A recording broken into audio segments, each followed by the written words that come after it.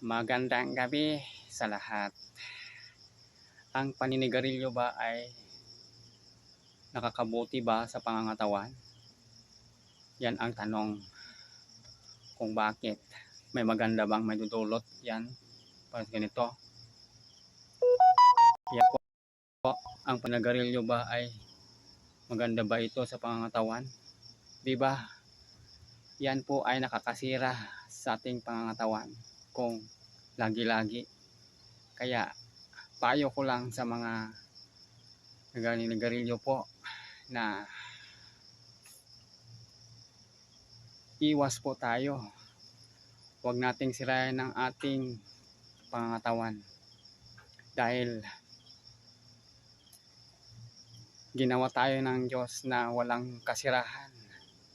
Kailangan pagbalik natin ating katawan ay kailangan walang kasirahan din.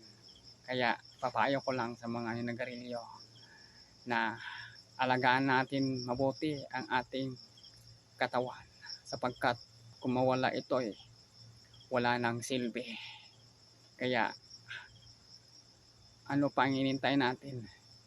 Stop to smoking. Stop. Tapon.